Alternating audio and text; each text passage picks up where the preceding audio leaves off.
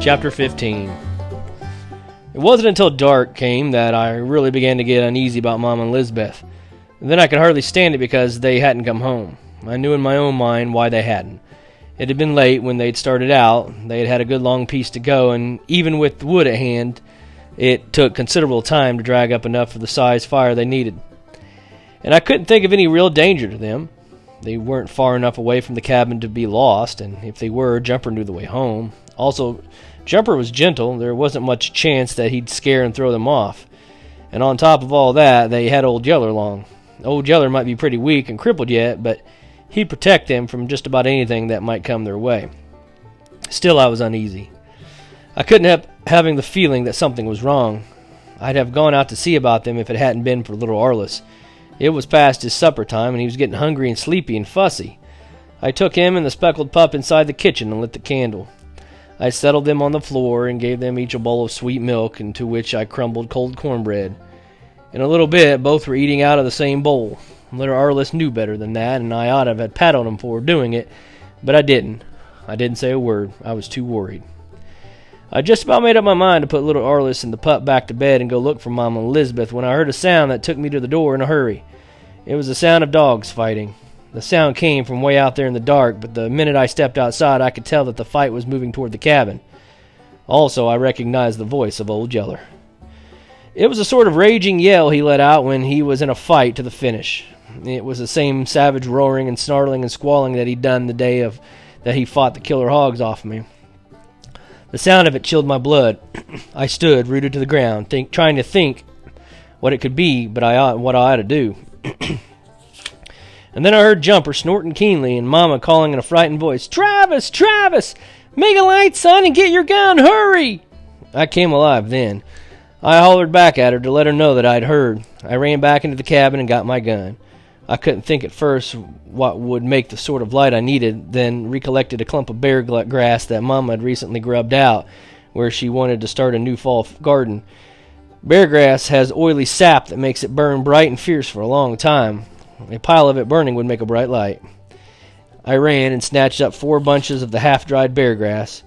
The sharp ends of the stiff blades stabbed and stung my arms and chest as I grabbed them up, but I had no time to bother about that. I ran and dumped the bunches in a pile on the bare ground outside the yard fence. Then I hurried to bring a live coal from the fireplace to start them burning. I fanned fast with my hat. The bear grass blades started smoking, giving off their foul smell. A little flame started, flickered, and wavered for a moment, and then bloomed suddenly and leaped high with a roar. I jumped back, gun ready, held ready, and caught my first glimpse of the screaming, howling battle that came wheeling in the circle of light.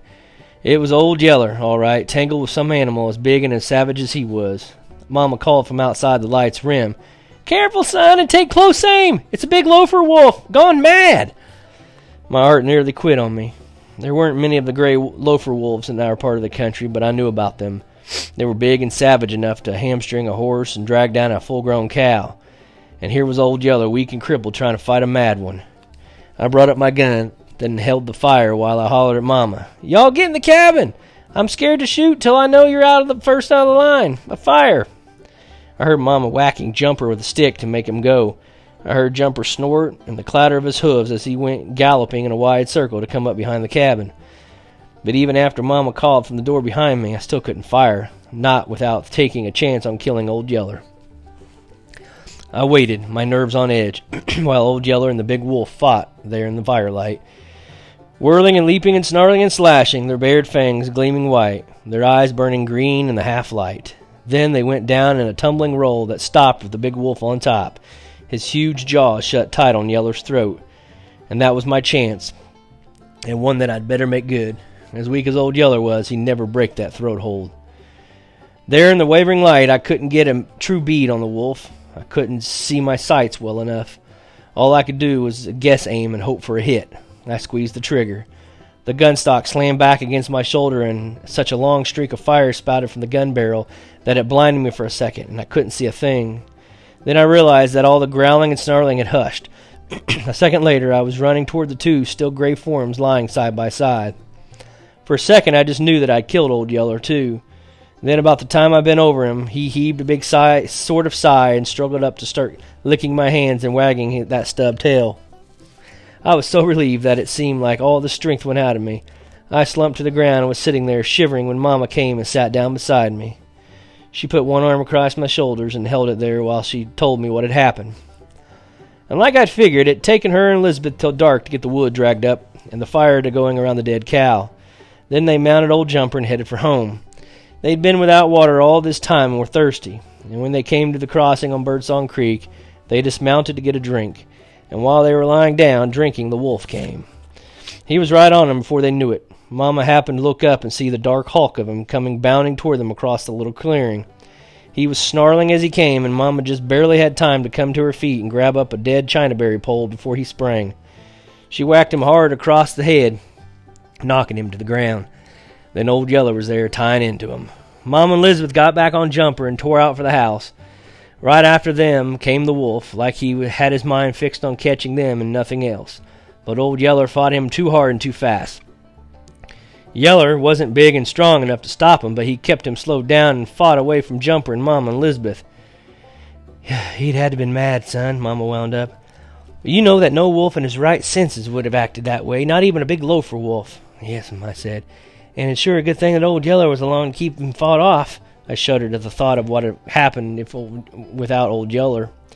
Mama waited a little bit and then said in a quiet voice, It's a good thing for us, too, son, but it wasn't good for Old Yeller.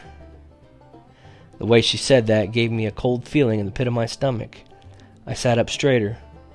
What do you mean? Old Yeller's all right. He may be chewed up some, but he can't be bad hurt. See, he's done trotting off toward the house. Then it hit me what Mama was getting at. All my insides froze. I couldn't get my breath. I jumped to my feet, wild and with hurt and scare. But Mama, Old Yeller just saved your life. He saved my life. He saved little Arliss's life. We can't. Mama got up and put her arm across my shoulders. Again, I know, son, but he's been bitten by a mad wolf. I started off into the blackness of the night while my mind wheeled and darted this way and that like a scared rat trying to find its way up on a trap. But Mama, I said, we don't know for certain. We could wait and see. We could tie him or shut him up in the corn crib or someplace till we know for sure. Mama broke down and went to crying again. She put her head on my shoulder and held me so tight that she nearly choked off my breath. We can't take a chance, son, she sobbed. It would be you or me or little Arliss or Elizabeth next. I'll shoot him if you can't, but either way, we've got to do it. We just can't take the chance. It came clear to me then that Mama was right. We couldn't take the risk. And from everything I had heard, I knew that there was very little chance of Old Yeller's escaping the sickness. It was going to kill something inside of me to do it, but I knew then that I had to shoot my big yellow dog. Once I knew for sure that I had to do it, I don't think I really felt anything. I was just numb all over, like a dead man walking. Quickly I left Mama and went to stand in the light of the burning bear grass. I reloaded my gun and called Old Yeller back from the house. I stuck the muzzle of the gun against his head and pulled the trigger.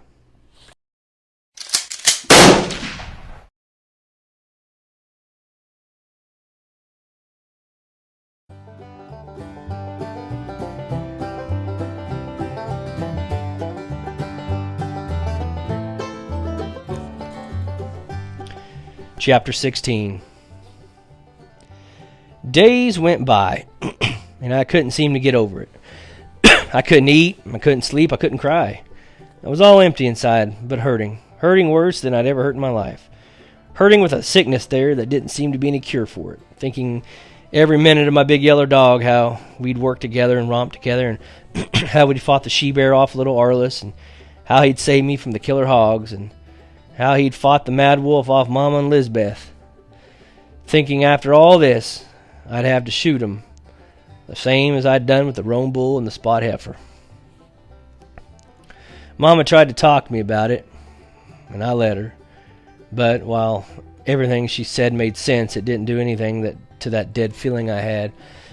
Elizabeth talked to me. She didn't say much. She was too shy, but she pointed out that I had another dog, that speckled pup. He's part Old Yeller, she said, and he was the best one of the bunch. But that didn't help either. The speckled pup might be part Old Yeller, but he wasn't Old Yeller. He hadn't saved all of our lives, and then he'd been shot down, like he was nothing. Then one night it clouded up and rained till daylight, and that seemed to wash away the hydrophobia plague. At least pretty soon afterwards it died out completely. But we didn't know that then. What seemed important to us about the rain was that the next morning after it fell, Papa came riding home through the mud. The long ride to Kansas and back had Papa drawn down till he was as thin and knotty as a rail fence. But he had money in his pockets, a big shouting laugh for everybody, and a saddle horse for me. The horse was a cat-stepping blue roan with a black mane and tail. Mama put me on him the first thing I made me gallop him into the clearing around the house. The roan had all the pride and fire any grown man would want in the best horse, yet he was as gentle as a pet. "Now, isn't he a dandy?" Papa asked. I said, "Yes, sir," and knew that Papa was right and that I ought to be proud and thankful, but I wasn't. I didn't feel one way or another about the horse. Papa saw something was wrong. I saw him look a question at Mama and saw Mama shake her head.